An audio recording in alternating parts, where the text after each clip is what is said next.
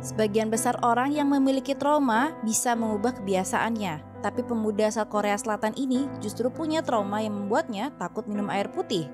Dalam sebuah program televisi Korea, pemuda itu bercerita bahwa ia lebih suka minum alkohol dan minuman lainnya daripada air putih.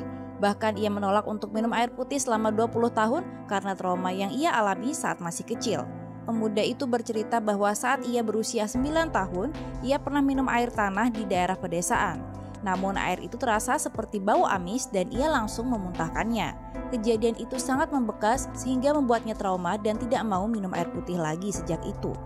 Orang tuanya sudah menyarankannya untuk meminum berbagai macam teh supaya ia bisa tetap minum air. Tapi mereka malah bertengkar karena pemuda itu merasa bahwa minuman itu rasanya tidak enak. Tidak hanya orang tuanya, teman-temannya juga sering menyuruhnya untuk minum air putih atau minum teh, tapi ia tidak bisa menelannya. Ia bercerita bahwa saat ia minum obat, ia akan menelan obat itu bersama dengan minuman berkarbonasi. Saat menyikat gigi pun, ia harus berkumur dengan air putih. Tapi setelah itu, ia akan membuang banyak ludah untuk membersihkan air itu dari mulutnya. Pemuda tersebut bahkan hanya buang air kecil sekali dalam sehari.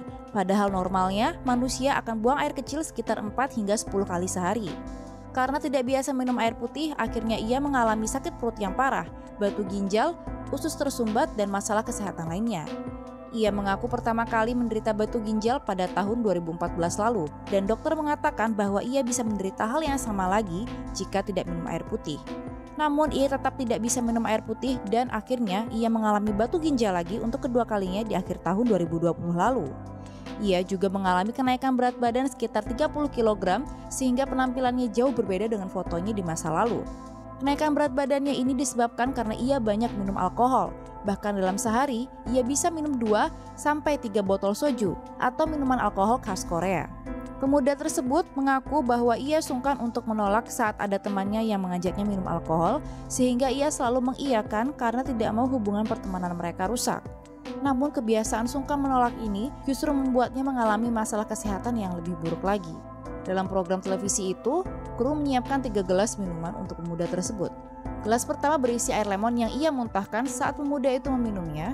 Gelas kedua berisi teh burdok, di mana pemuda itu berusaha untuk menelannya. Dan gelas ketiga yang berisi air mineral dimuntahkan juga oleh pemuda itu. Di akhir program, pembawa acara menyarankannya untuk lebih banyak minum air teh burdok yang baik untuk kesehatan dan mengandung banyak air. Semoga saja setelah ikut program televisi, pemuda itu bisa mencoba minum air putih lagi demi kesehatan tubuhnya.